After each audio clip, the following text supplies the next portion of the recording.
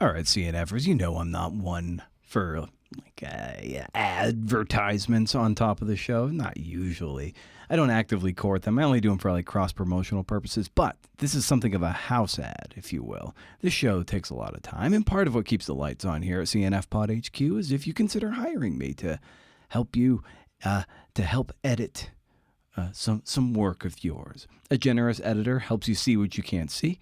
My current book editor has opened my eyes to the matrix of what I can't see, and it's nice to be walking with someone in a project of this nature, and that's what I would hope to be able to offer you. So you can consider that, and if I can help you, email me and we'll start a dialogue. Also, there's patreon.com/cnfpod, and you know what's super cool is that, and you get at a super good discount depending on your tier, is there's some one-on-one time, sometimes a lot of one-on-one time, face-to-face time to talk things out. I recently gave away my 6-figure earning book proposal to every tier, just so you could see what that looks like. There's a lot of mystery around stuff like that, and I just wanted to share it. So I did. You might just get some free stuff. Hey, honey, what dreams you still got in there? Maybe there's something you thought you let go of that you didn't, and that's okay. Let's talk about that.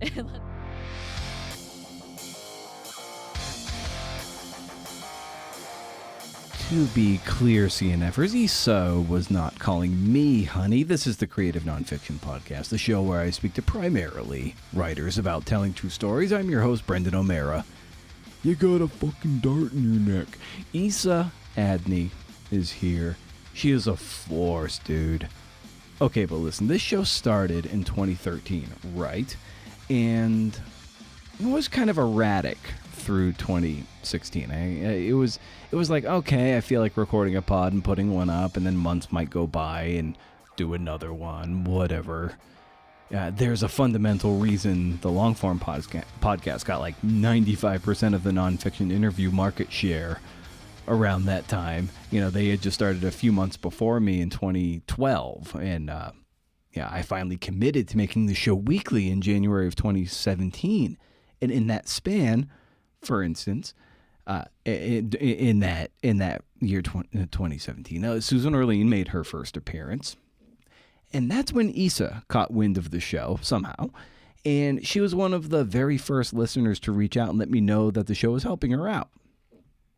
She's been a friend of the show ever since, and it's my great pleasure to have her on the show to celebrate her little book of big dreams, true stories about people who followed the spark. It is published by She Writes Press. Issa inscribed my copy by saying, quote, "The CNF pod got me through some of my toughest valleys with this book. I'm so grateful for you and your creative work." How cool is that, right? Show notes to this episode more at BrendanO'Mara.com, where you can also sign up for the monthly Rage Against the Algorithm newsletter, a short riff of sorts, 4 book recommendations, 7 links. It literally goes up to 11. Writing prompt is in there, link to a happy hour. First of the month, no spam. As far as I can tell, can't beat it. You can also follow the show on Instagram and Threads at Creative Nonfiction Podcast. I don't hang out there much, but that's where I post links to the show. A little more about Issa. She's a Telly and Webby award-winning writer and documentary producer. She earned an MFA in writing from the Vermont College of Fine Arts and blogs at creativeteacup.com. She does a lot of things, people. A lot of things. She's at Issa Adney on Instagram. ISAADNEY, okay? Stay tuned for a parting shot of my own about dreams or the dream, or you not even realizing you've accomplished a dream, or the dream feeling anticlimactic. Yeah, anyway, here's Issa. Riff.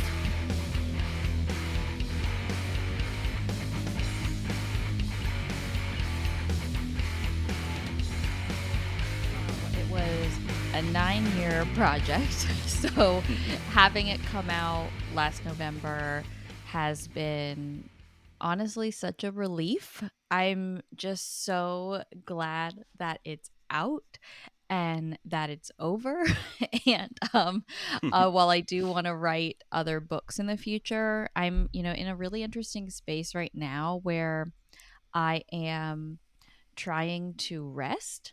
9 years on one project is a lot. That wasn't my initial intention, but sort of came from this idea of the book kind of telling me it wanted to be something else, and me allowing the space for it to be something different than what I thought it was going to be, and allowing the time to figure out what that was and figure out what I wanted the structure to be. And it was a big mental lift, and I'm really glad I took that time. I'm really proud of what it is, because it wouldn't have been that book, if I had done it a day earlier. So I'm really, really, really happy with how it turned out. And now I'm kind of in this like place where I moved a couple days.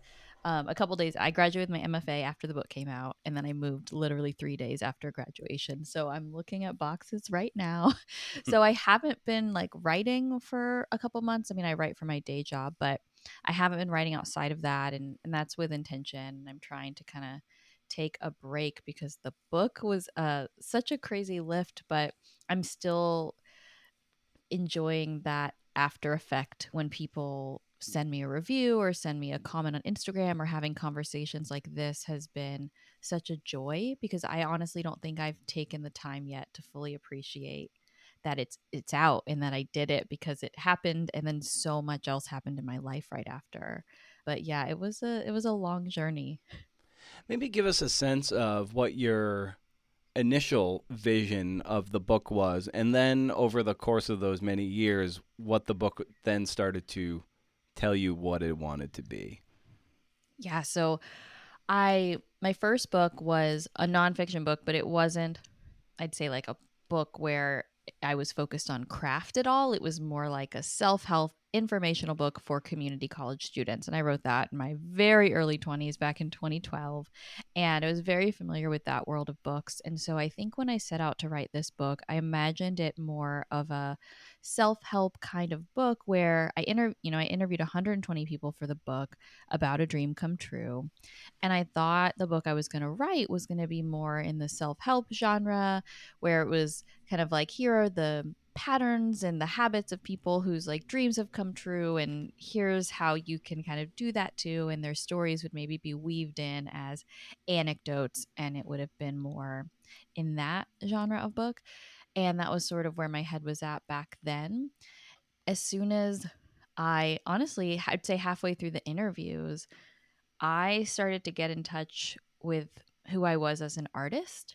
And I think what happened was I interviewed a lot of artists for the book, and I connected with them in a different way than anyone else. And they started, I think, seeing the artist in me and started recommending books to me. And we just started talking about art in a way that I never had with other people.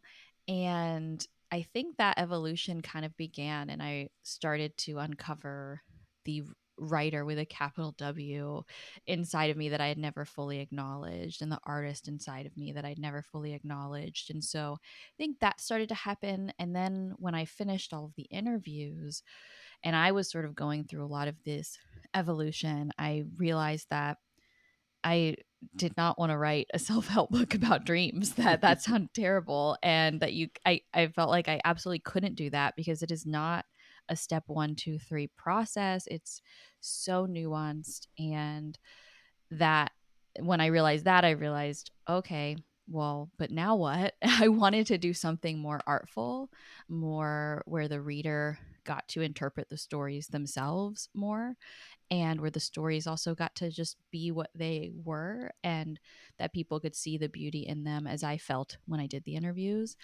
And I could very much easily explain how I did that now, but at the time it wasn't very clear how I was going to do that. And so I think in many ways that's, a couple of years to do the interviews, and then many years to sit with this process. And this topic of dreams is so big, such a Mm-hmm. big topic, and I certainly wasn't going to write the seminal book on it.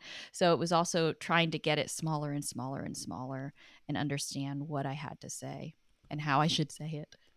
What was the shape and the nature of the interviews you conducted? 120 of them. That's so many. So what was kind of the maybe the script you followed, but then also how you deviated from that script. Yes, so you can. I started with a script. That's a good word. Type A right here. So I started with like 10 scripted questions, and I, said each of them exactly as is in my very first interview. And I remember that by the end, it was like boiled down to 4 questions. And if I remember correctly, it was something like, what certainly like what was the dream come true, how did you get there, biggest obstacles, dream come true moment, like nothing life shattering. But I think what I learned as I went was letting the conversation happen and just kind of digging more in when they said something that I found interesting and trying to learn more about that versus being so regimented. And so that's pretty much how I followed it. A lot of them were, 30-minute to an hour interviews, a lot of them over the phone, some of them over Skype. If you want to know how long ago I did interviews, Zoom wasn't even a thing. And then I did some in person. There's a moment in the book too where you mentioned that you had stopped or stalled, through the the generation of this book, and that can be a hard position to then. That can be a position where it's easy to give up, and pivot to something shinier and newer. So how did you kind of regroup and find the momentum again? Oh, goodness. I wanted to give up so many times. And if this had been a book where I hadn't told 120 people I was writing a book and felt if I hadn't have felt some sort of obligation to these people to tell their story because I said that I would, I don't know if I would have kept going. I am so grateful in some ways for that because that was a huge part of it. Like every time I really wanted to stop, I didn't feel right about that because I was so grateful to all of those people who gave me their time, and I was so moved by their stories. The moments that obviously not all of them are in the books. I couldn't put every story in the book, but so many moments from those interviews. Like I could still tell you where I was when someone said something Mm. and how it stuck with me. And these things stick with me. I think stories are sticky, and I am in love with true stories like this. And these these kinds of stories keep me going, which is why I think I'm so motivated to tell them.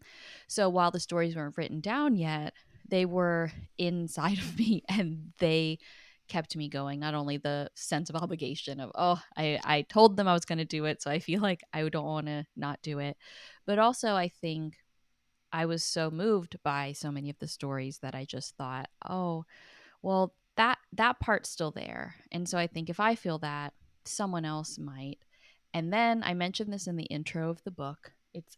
It's framed in a box somewhere right now. I can't wait to get it out, but I saw it deep in a box. I just haven't gotten it out yet recently. But it's a framed letter or email that I wrote out from someone named Jenny who transcribed the interviews. And she emailed me out of the blue. I didn't even know her name because I was getting them transcribed through a company.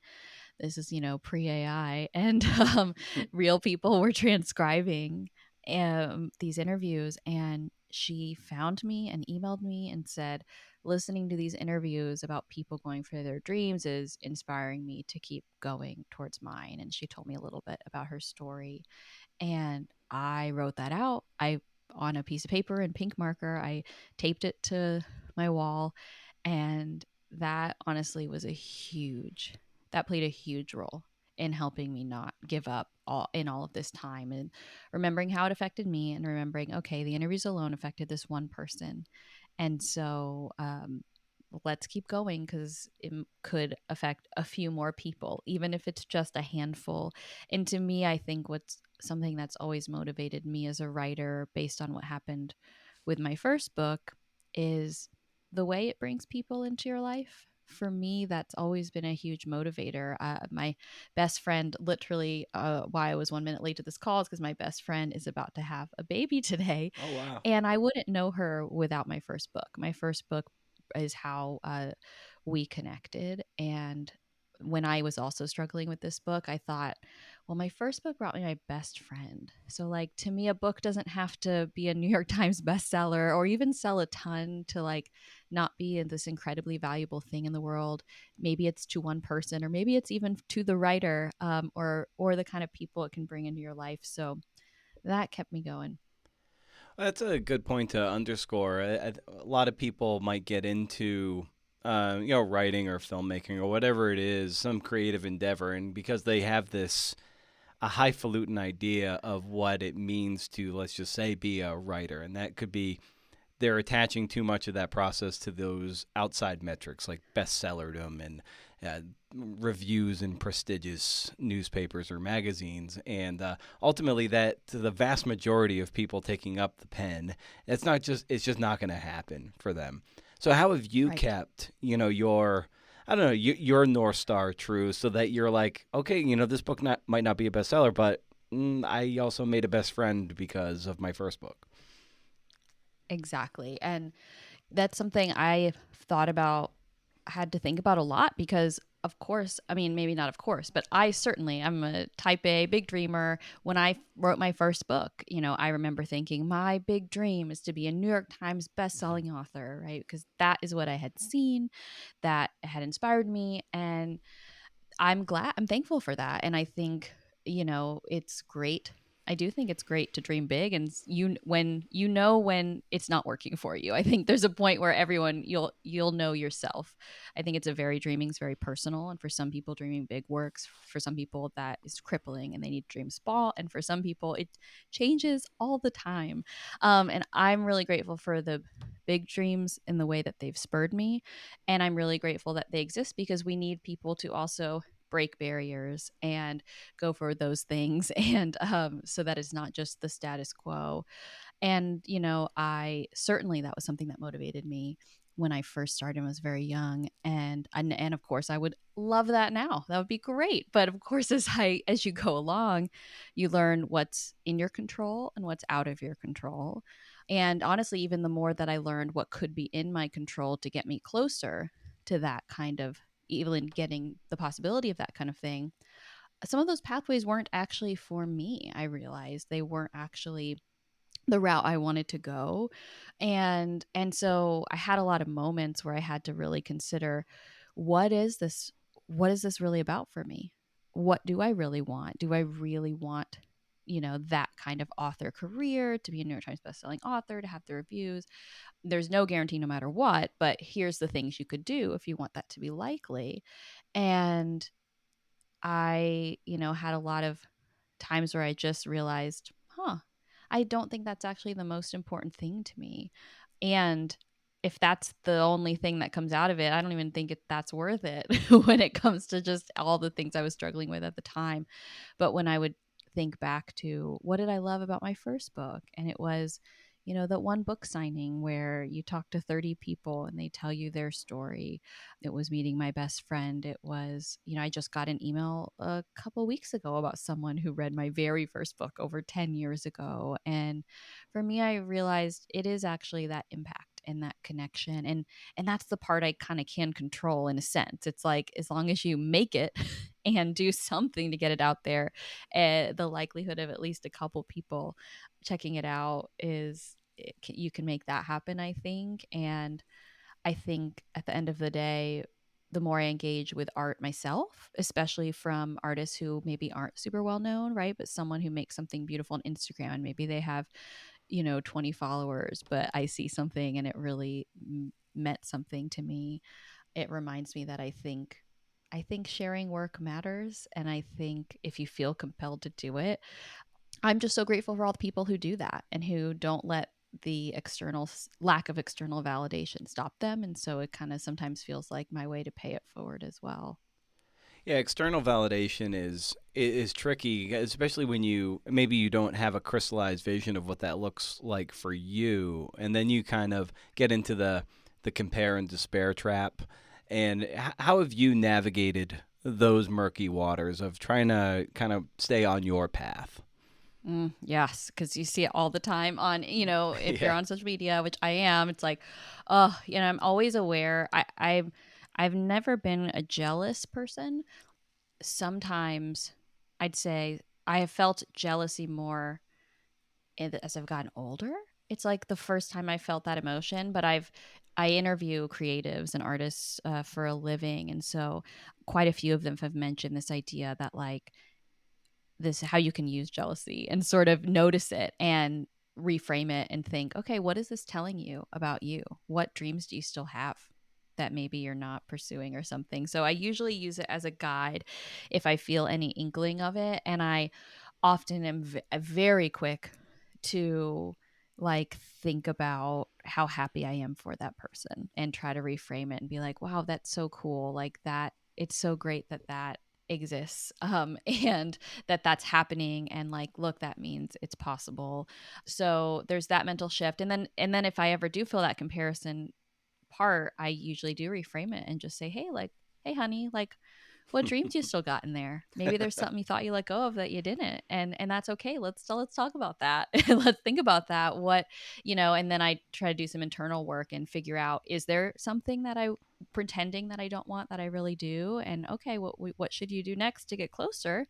Or is it like, hey, remember, do you really want this? Remember what the this path would be. Do you want that? And then sometimes it's like, oh no, you really actually don't. You know, sometimes we just want the results and we don't want the path there. Hmm. And I'm someone who's always very aware of like the path, and do I want the lifestyle?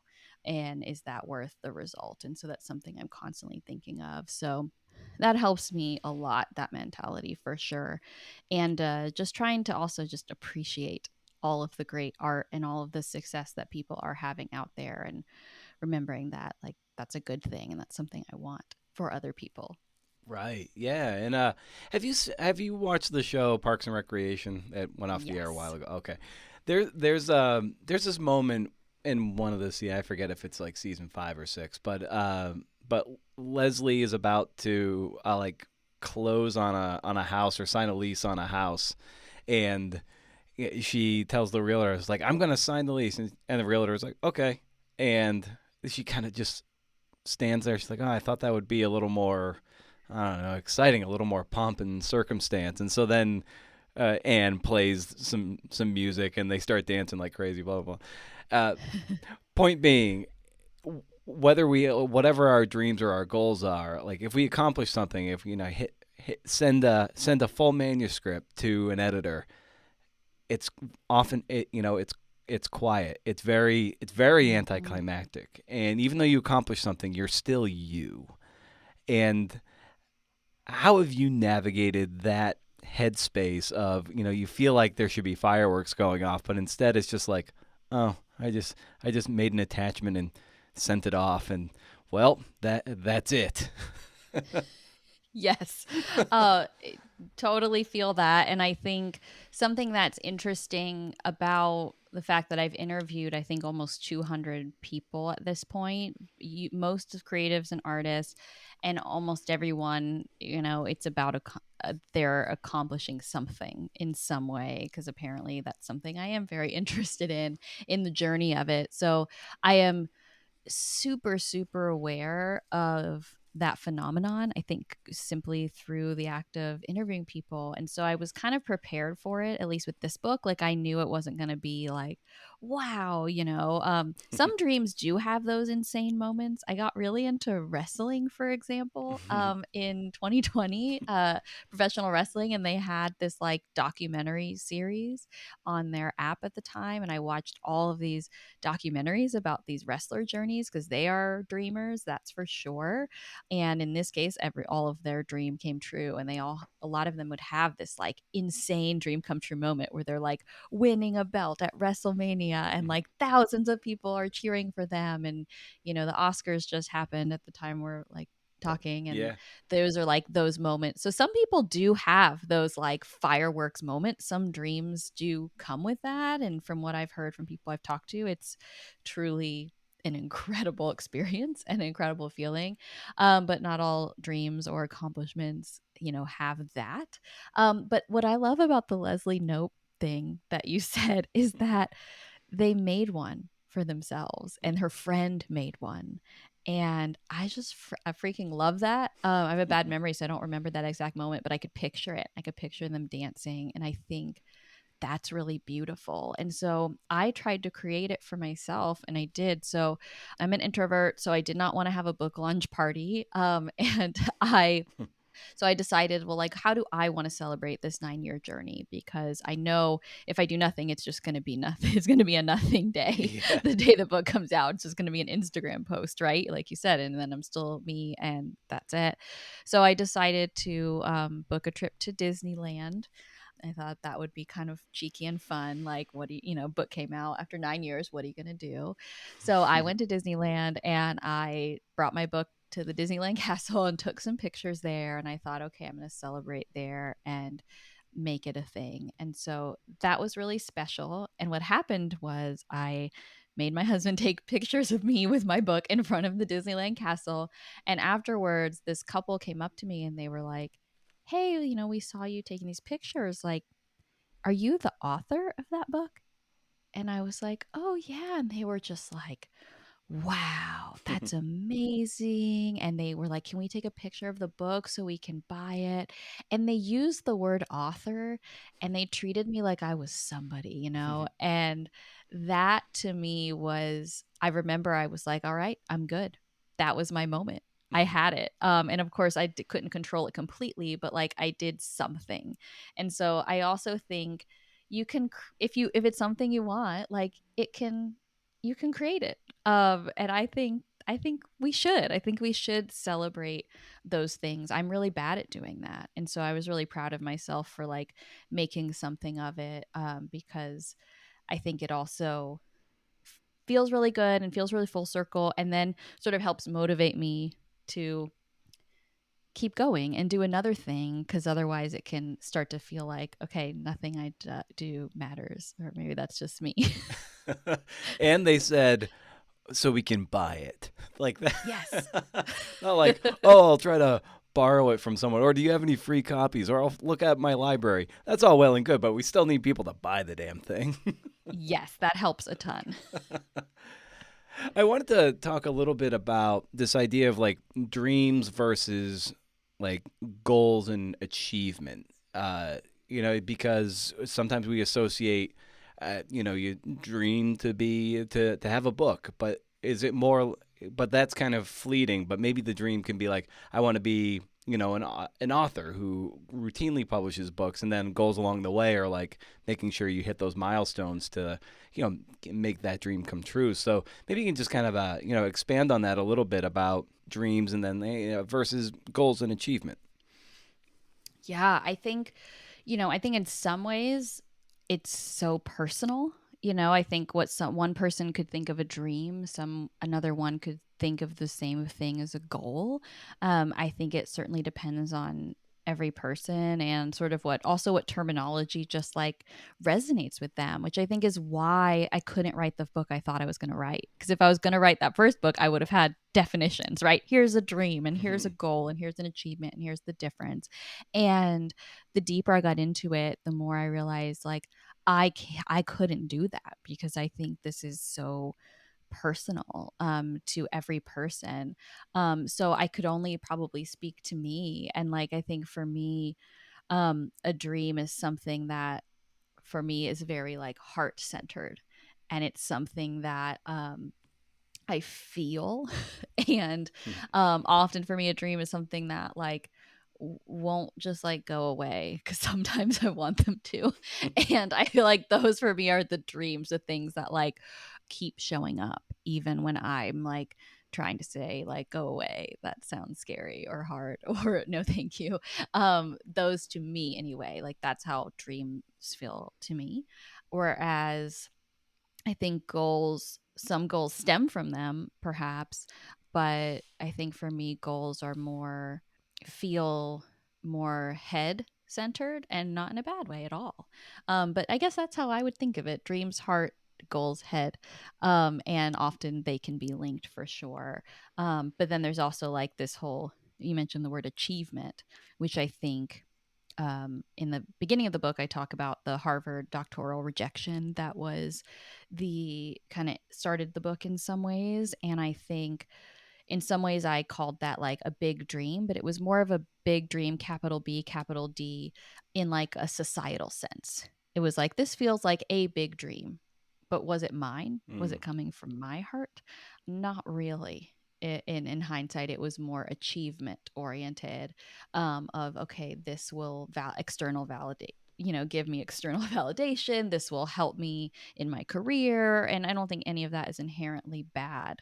But when it didn't work out, the fact that I didn't go back to it really showed me that it wasn't really a dream. It wasn't really in my heart. Whereas I got knocked down so many times trying to do this book over 9 years, and I wanted to stop, but I never did. Because I think for me, it was a dream and it was more rooted in like a heart place.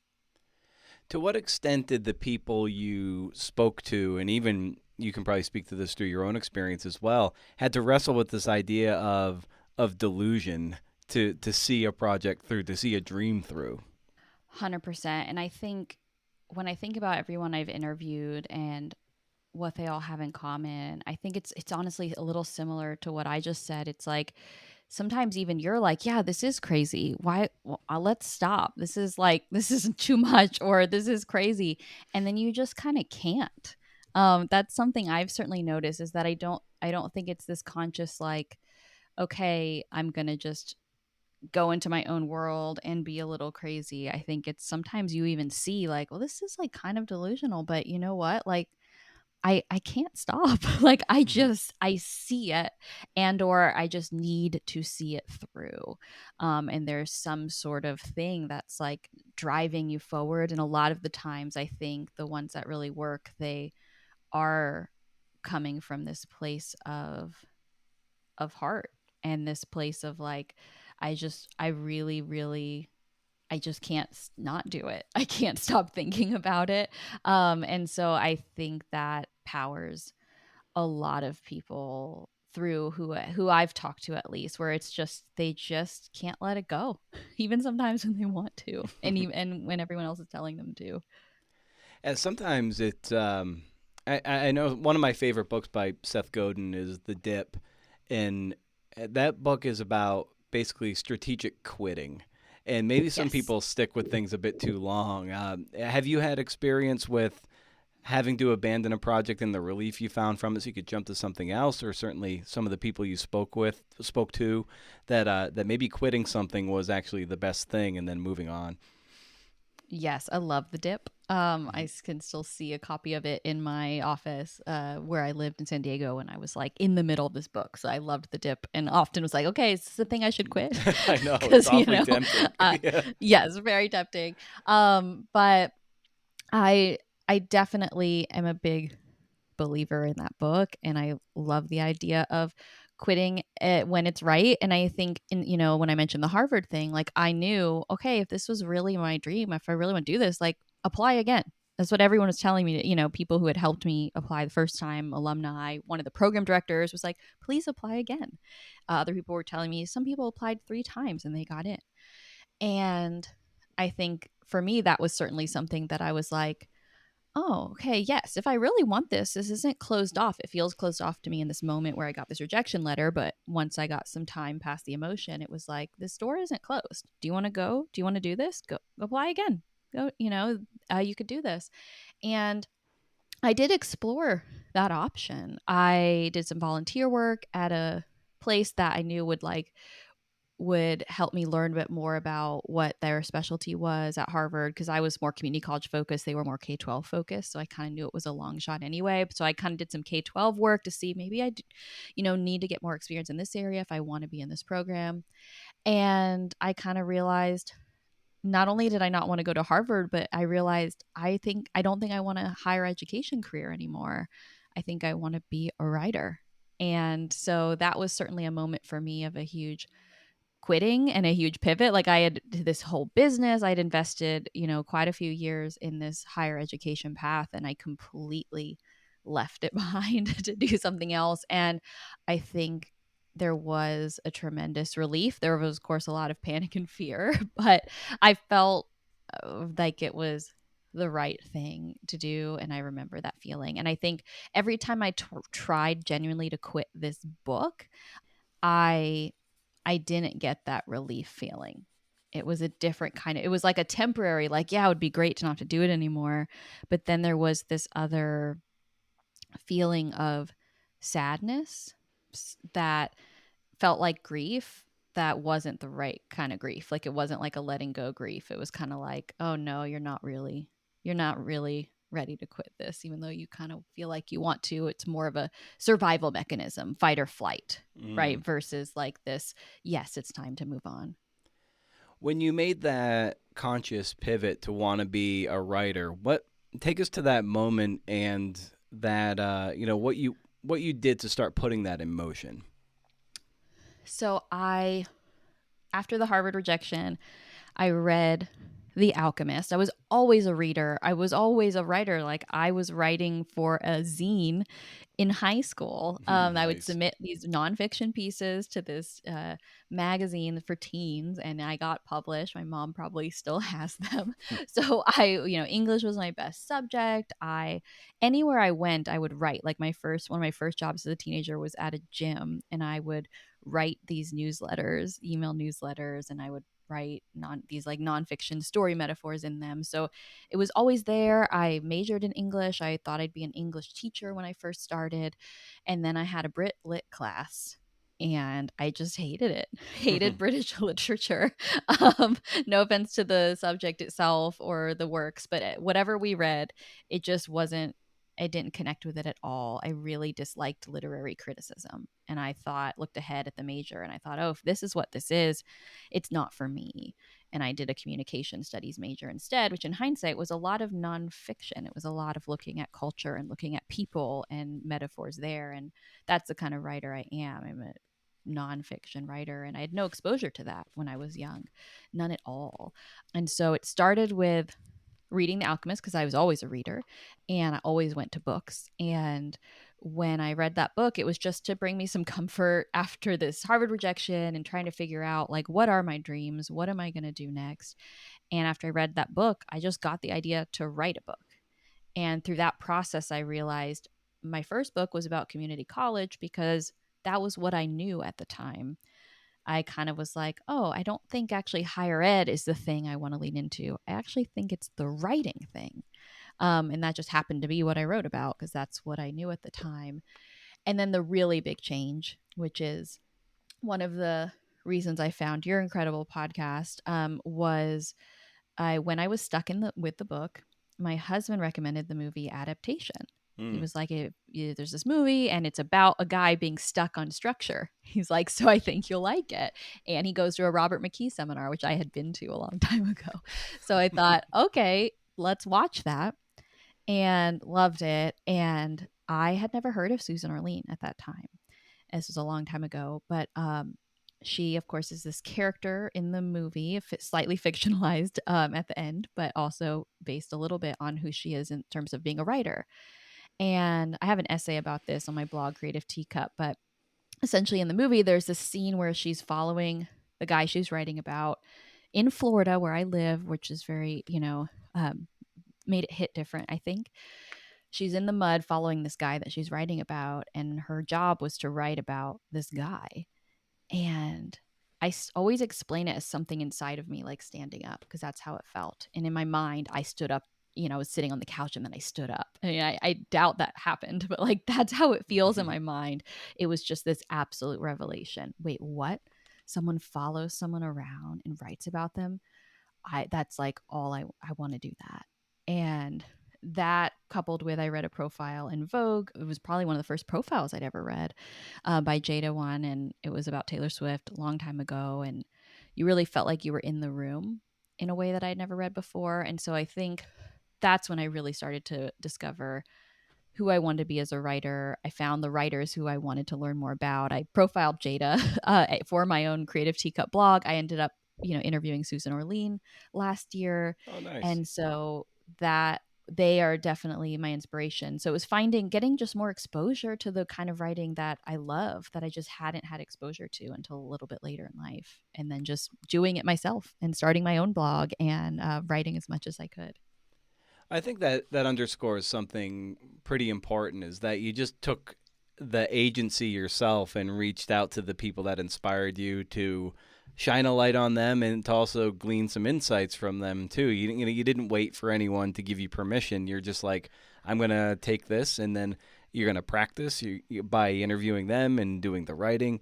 You're doing the work and building a body of work on which that you can now, a foundation that you can build future bodies of work on, and that's just through your own agency and rigor.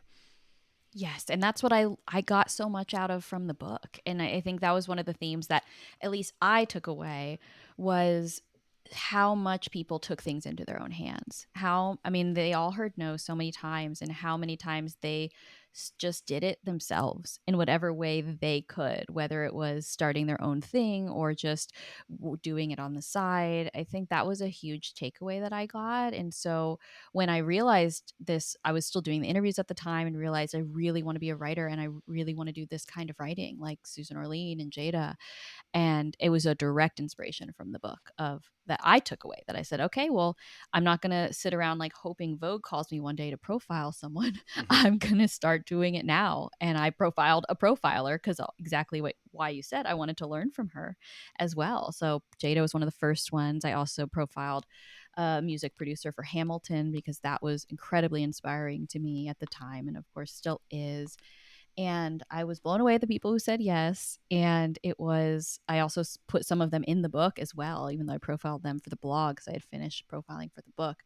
But now I have a full time job where I profile people because I built this portfolio by just doing it on my own, not getting paid for it, but doing it because I truly loved it and didn't want to not do it just because no one was hiring someone to do that.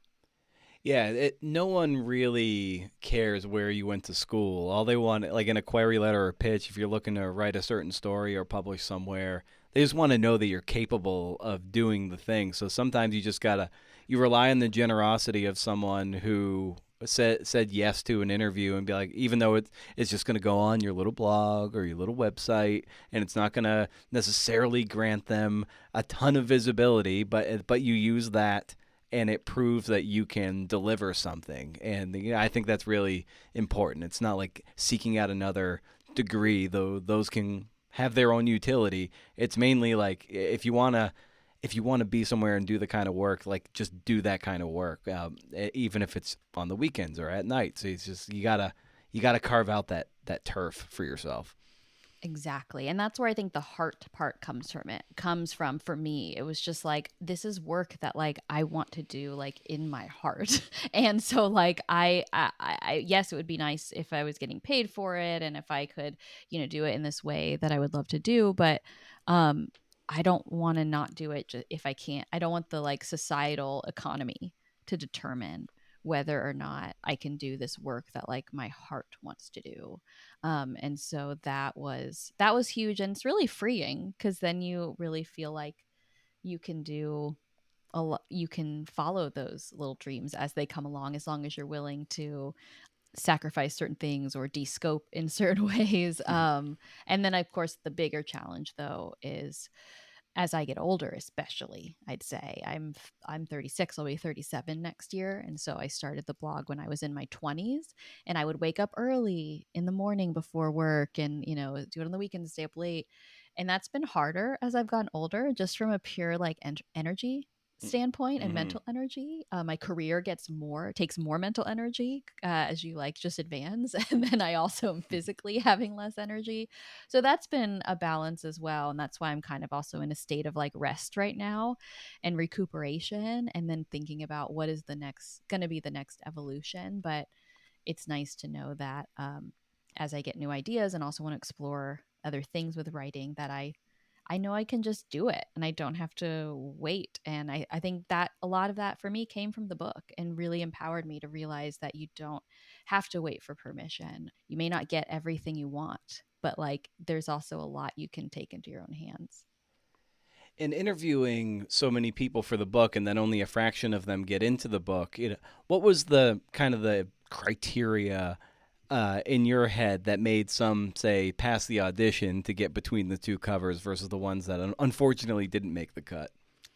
Yeah, so that was so hard for me because I've just appreciated everyone so much and I got something out of every single one. So it was that was so hard. It's part of what took so many years, honestly, because I wasn't sure in the beginning, and so it was a lot of deep thinking. I mean, really deep thinking, a lot of note cards, putting all of them on note cards, putting down what themes I remember from each interview. So I really relied too on like what stuck with me.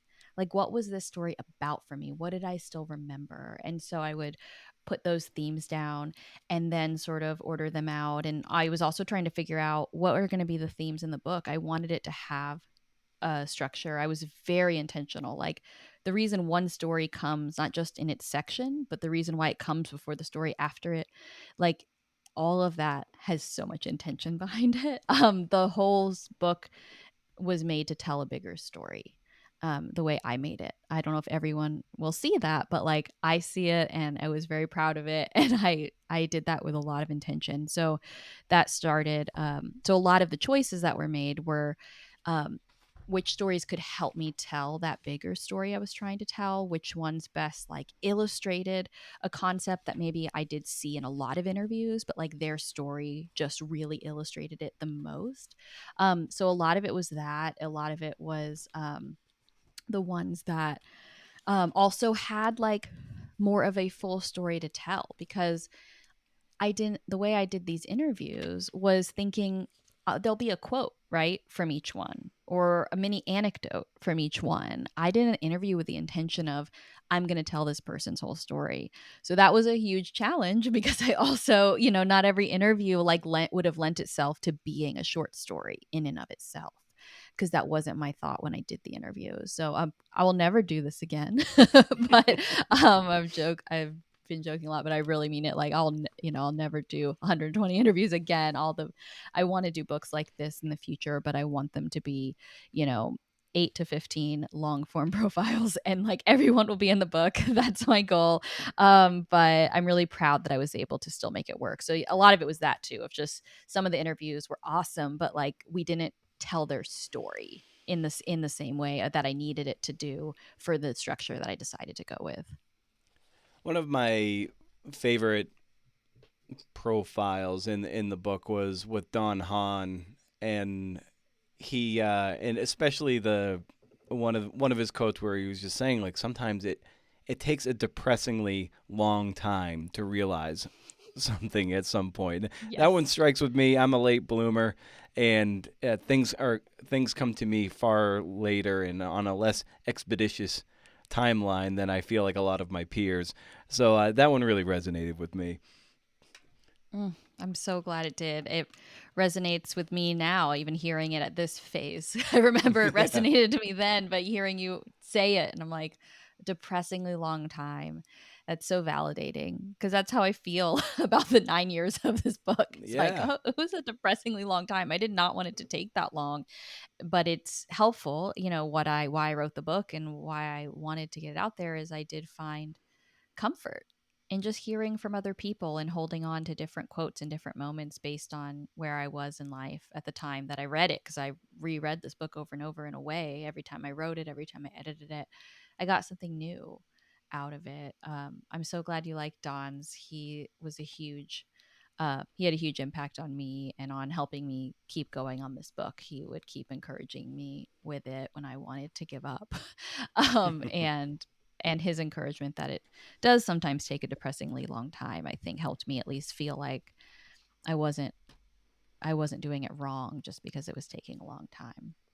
Oh, yeah, and that kind of gets back to what we were talking about delusion. And sometimes that's what keeps you going when it takes a long, long time. It's just like you gotta, you know, fake it to yourself that it's taking the time it needs, and it's not because you're bad or maybe you're not skilled enough yet, but you're working towards the thing, and it's just like all right, I can. It's the old Ira Glass quote of the just having killer taste but not having the ability to get there, and sometimes it takes a long time to close that gap. Yes. It sure does. And I definitely, that was also part of what took the time 100%, because the Yeah. kind of book I thought I was going to write, I was ready to write at that time. But the kind of book I wanted to write, I needed to figure out how to do that. And along the way, I did do a lot of development. I remember I'm just now remembering, I totally forgot. In the early days of the 9 years, I took a Stanford creative writing class. It was the first creative writing class I'd ever taken, aside from like one mandatory one in high school. So I got so much from that. I did the Robert McKee story course. And then at the end of the book, the last 2 years, I got an MFA. And part of the reason was I wanted to develop the book with like other people. I really wanted to get extra eyes on it and really make sure I was getting the feedback that I wanted on it because I'd been alone with it for so long. And I wanted more than just like an editor. I wanted to really work on it in a program. And it was absolutely the best decision I ever made. It was such an incredible experience and definitely helped close the gap for me at the end of the day and get the book to where I wanted it to be. There's a moment in the introduction where you write, I struggled with this book for 8 years because I couldn't reconcile how to honor loss and hope at the same time, or how to celebrate dreams and dreamers in a cruel, unjust world where so much is out of our control. So, like, what was that tension that you were wrestling with there that inspired that paragraph? Or knowing the self-help world pretty well. Like I asked for the book Seven Habits of Highly Effective Teens for Christmas when I was 16 years old. So was very familiar with this genre of books where it's like you can take control of your life and you can make your life better by doing A, B, and C. And I don't think there's anything like inherently awful about that. I got a lot from those books and sometimes I still do. I think there's a time for like really practical stuff like that and it can be hugely life-changing for people and I think in many ways it was for me. But there was a time where it also probably based on me and where I was more than the content itself, but where it would start to feel harmful and it would start to feel like I was never doing enough or that hey, if your life's not doing well, like you are the problem because look, you should be able to just make it better by following step ABC. It's right here in this table of contents. And so you're the problem. It's you all the time. And like I that's my would be my interpretation at certain times. And so I then stepped away from that genre for a while very deliberately because it started to feel harmful to me where I was in life. And I think and we've heard a lot about like the phrase toxic positivity, right? So that's also a thing that was being talked about. And I was really struggling with, okay, how do I write a book? And of course, by the way, the idea for the book was in 2014. By the time I needed to write the book, it was 2020. Like I wrote this book in 2020. I don't know how that happened. Like it wasn't intentional. It wasn't even like, oh, I have the time, I'm going to write it. It just sort of how the structure came, I think, before the pandemic. And so then it was like time to write it. And I was ready to write it. I just wanted to do it. I wanted to write it the whole time. I just didn't know the structure yet. So that I think played a huge part because I was like, I don't want to write a book that just makes it. I didn't want to write a book that made it seem like or could be interpreted like any sort of toxic positivity or any sort of idea that like yeah your every dream can come true, just try, and if it doesn't come true I guess you didn't try hard enough. And like that's not what the book is clearly. And but I definitely think I had this fear of even in any way sharing that kind of idea, but I did want to share something that was hopeful at the same time, but without it being anything that was like harmful or had any sense of blame. I wanted it to be a softer book. I didn't want it to be a book that made you feel like, hey, here's all the things you have to do, or here's all the things you're doing wrong, or, here's the plan you need to set. Because that just felt too heavy for me at the time as well. It was just, and I was like, that's not really what I needed when I was in the heart of things. I needed anyway, and everyone needs different things at different times. But like, I needed to know I wasn't alone. I needed to know that the times it felt slow and hard, it wasn't a sign that I was doing it wrong and that I just needed to read one more piece of advice and then I'd fix it. That it was just sometimes you have to sit through the hard stuff and find the friends to dance with or the friends that will encourage you and keep going. If it's something you really do want, and if you don't, that's okay too. So I think there was a lot of that, and I had honestly, in addition to the pandemic, I had gone through some trauma myself that I hadn't gone through when I had started the book. And so I was just really wrestling with a lot of pain and, health crises and just thinking about all of those things that truly are outside of our control. And I think that really that was really hard for me to wrestle with. I was just like, do I want to write a book about dreams when things are so difficult? And I don't want to spit in the face of that. I don't want anyone, I don't want to ever send a message that, like, if your dreams haven't come true or a dream hasn't come true, that it's because, like, you didn't do steps A, B, and C and it's all on you. Yeah. Because also a theme is that people get a lot of help. And, and there's a sense of power and privilege in the world where some people have more help because of that, but also you can ask for help, and that's exciting to me too. And just also acknowledging luck and acknowledging privilege and acknowledging help, but also acknowledging agency and what we can do and what hope there is. And I think the story in the intro about Megan and Cam and how she kept dreaming after she lost her daughter in a car accident, and that will gave me the avenue to, like, feel okay about writing this. I loved how at the start of our conversation you talked about the relief of the book being done. And I don't think that's people talk about that enough, that sometimes when you're done writing a book or a long article or something, the feeling might not be, oh, euphoria or this feeling of accomplishment. Oftentimes it is just like, oh, I'm so friggin' glad this is done. Yeah. It's so true. I really, really am. It was so hard. And I'm really proud of it. And I remember I can't remember what kind of edit it's called, but, like, I had to do one last read through of just, like, making sure there wasn't anything missed visually. So it was like the first time I really read the book. I don't know if I read it physically, read the physical copy or the online copy, but it was the last time I read it, and I remember finishing it. And that was the moment where I remember I told my husband, I was like, this book is a dream come true.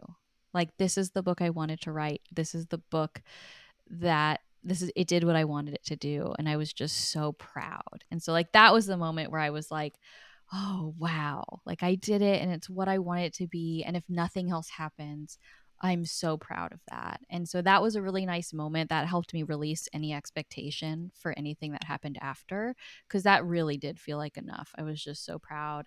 And then everything after that, I was just so relieved because when you work for 9 years on something, I actually realized more in hindsight is that while I wasn't writing this book 24/7, there was a huge space in my brain it took up every day, every single day. And I didn't know that fully until it was gone and that space was freed.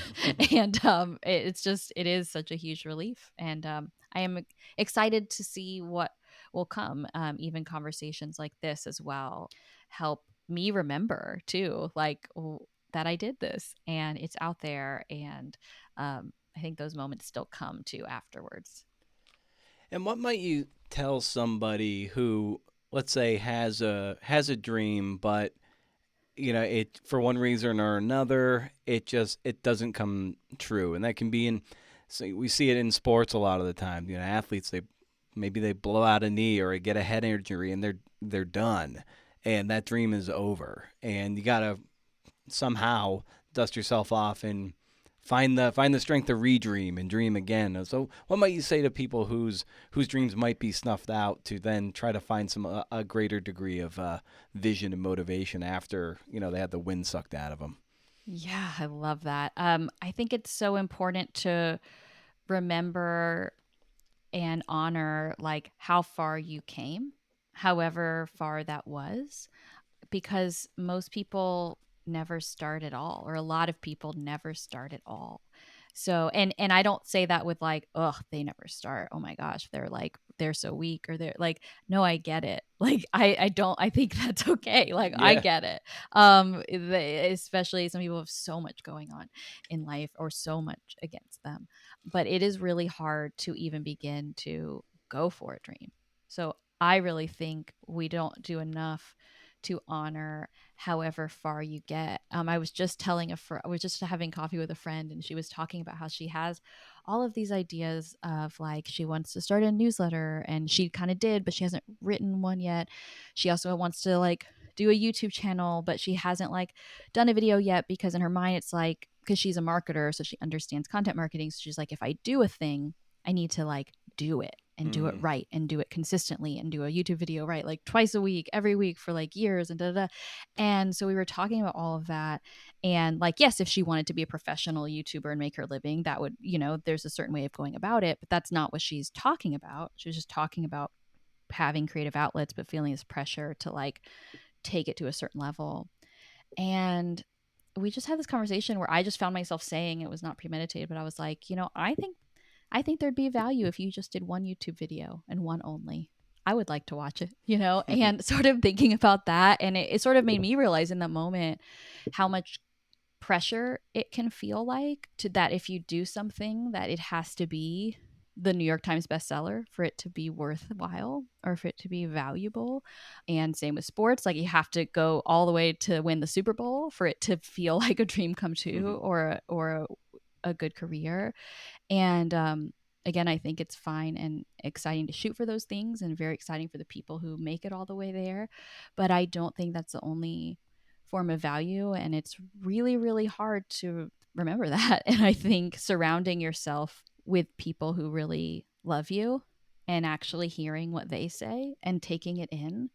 I often, couldn't, it'd be easy to say, just remember how far you've come. But if I'm thinking about myself, I'm not good at that. What actually helps me do that when I'm having to pivot or realizing that this dream is not going to come true, or at least not in the way I thought or in the timeline I thought, it's really listening to what my friends say around me and like really actually taking it in and not just letting it pass by. Because if you've and hopefully you have those people in their life in some way, but I think it's listening to that, remembering how far you've come, remembering what you've done, and realizing that no one can take away that you can apply that in another area.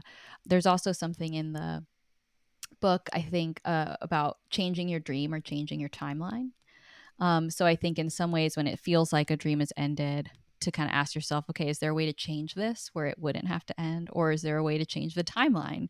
And, there are other ways to still make it happen, maybe just in a different way and like reshaping it and also honoring what you already did.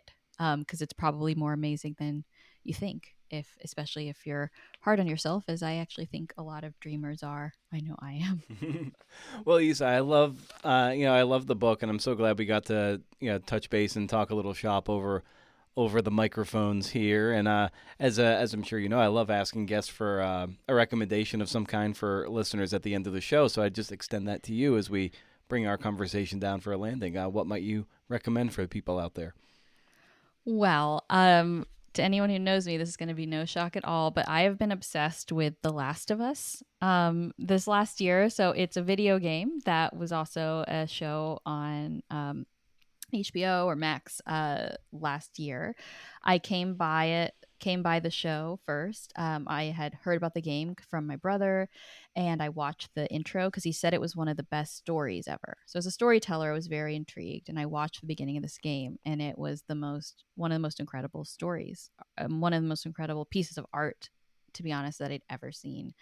And so I highly recommend the show. It is intense, and you'll know in the beginning if it's for you or not. It's not for everyone. It's really intense. But I then got into playing video games. And that has taught me so much about story, especially playing The Last of Us and The Last of Us 2. The Last of Us 2 to me is when I played it, because it was also the first game. When I played the Last of Us game, I knew what was going to happen because I'd seen the show. But when I played The Last of Us 2, I didn't know what was going to happen. And I remember saying, "Oh, I haven't had a story experience like this since the first time I saw Hamilton in 2016." Like it fundamentally had a huge impact on my taste and my sense of story, and seeing what was possible and what someone could do with storytelling, with detail, with nuance, with character. I'm a nonfiction writer, but I get so much inspiration from fiction because the kind of nonfiction I write, it's always about structure. And so I'm always getting inspired by how fiction does structure. So my top of line recommendation is The Last of Us TV show at the very least.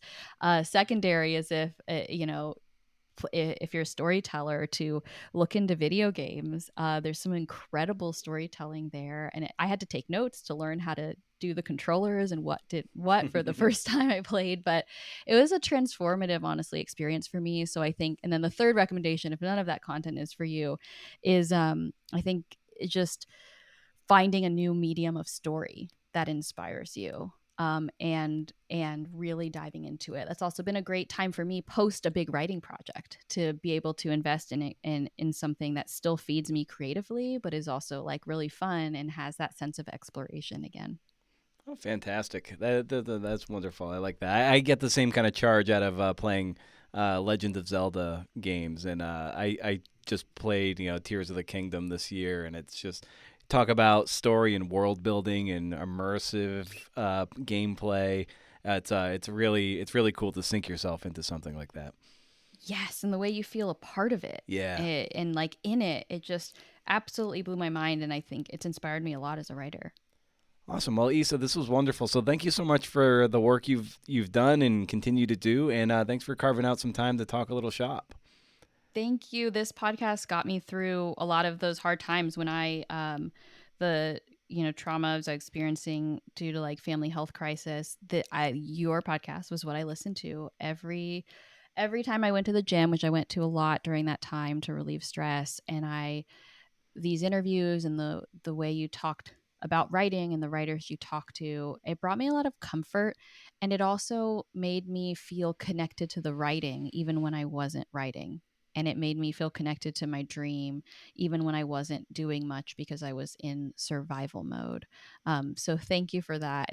I'm really, really grateful to get to be on the podcast now. Oh gosh, well that means the world. I'm tickled. I'm speechless. I am without speech.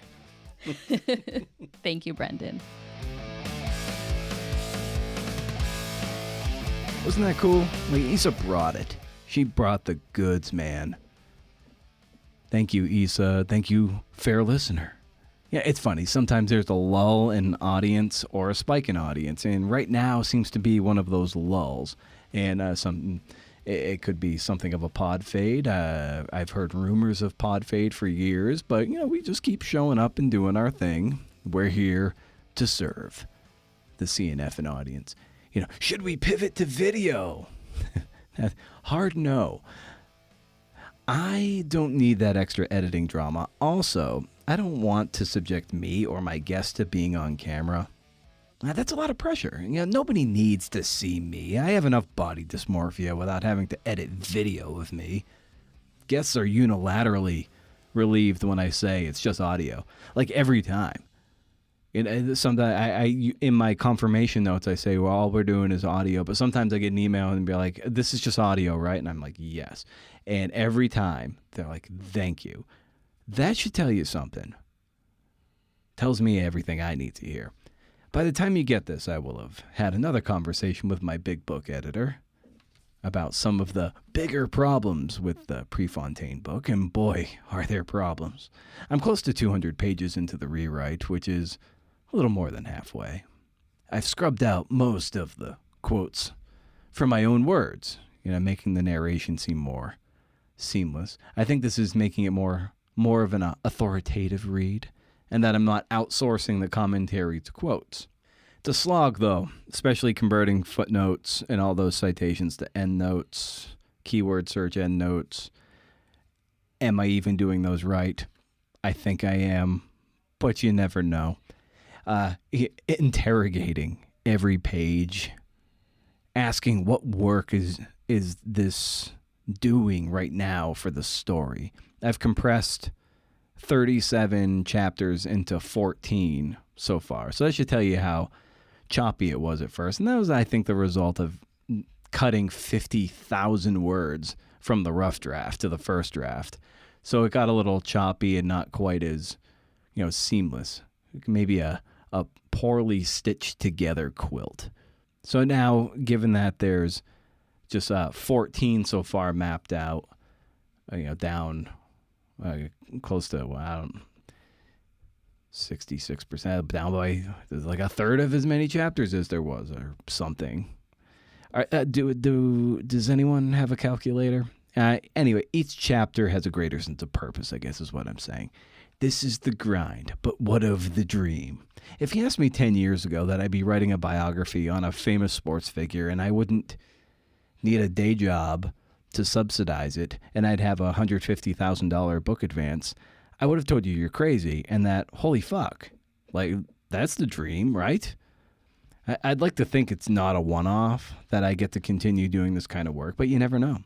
That kind of language and trepidation and equivocation is often what drives my wife crazy. She's just like, you're your own worst enemy. That kind of language is self-defeating. Okay, sidebar. $150,000. I got $60K at signing. Agent took $9,000, so $51,000 gross to me, about $13,000 in taxes. So from that initial nut, $38,000 was my first payment. All right. I haven't received second payment, which will be $45K gross, minus about $6,000 for agent, and then paying a hard estimated taxes this year of $1,900 per quarter, so $7,600, and that'll leave me with $31K after taxes. Same installment upon publication in about a year. So that's the skinny on a fairly big book advance. I'm lucky, in a sense. That it gets paid out over 3 installments. That's usually over 4, which definitely makes things a bit more squirrely. Such is my understanding. 150K is eye-popping, but it's a bit more modest once you break it down into its parts. I'm grateful as all get out, don't get me wrong, but I want to share the reality of $150,000 book advance. It sure is nice, but it does come at a, when you factor in how much the taxes are and then agent commission, you're like, oh, that's not quite as much as it sounds, right? So now you know. Anyway, so yes, this is the dream, and I've had to stop and remind myself of that. It happened so gradually, really, and every step along the way was so incredibly anticlimactic, and I have next to no social circle. It's my own fault, I guess. So as this dream unfolded, only my wife and Bronwyn Dickey celebrated with me. Bronwyn called me the day of my deal and was like, your phone must be ringing off the hook. And I was like, nope, just you, BD. My wife was equally happy, I think, and it wouldn't be possible without her health insurance and steady salary that we are systematically bleeding by keeping 3 ungrateful dogs alive, 2 of which we love and like, 1 of which we love but don't like. Point being, I accomplished a dream and almost didn't notice it happening. Because life, like social media, is an infinite scroll.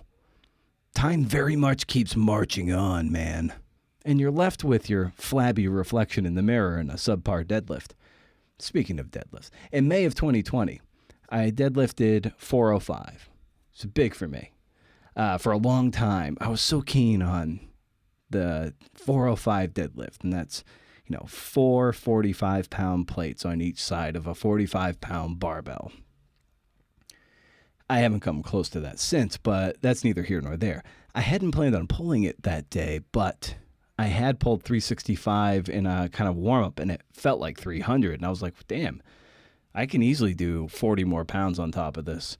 I locked in, and I moved it a very heavy for me 405. I got off the ground and locked out. I put the weight down, and no fireworks went off. I was by myself. Nobody knew I did it. I was, in the moment, self-satisfied. But there I was. Goal or dream accomplished, and that's it. So how do we live, I don't know, or revel in that moment, celebrate it, feel special for doing anything in this life?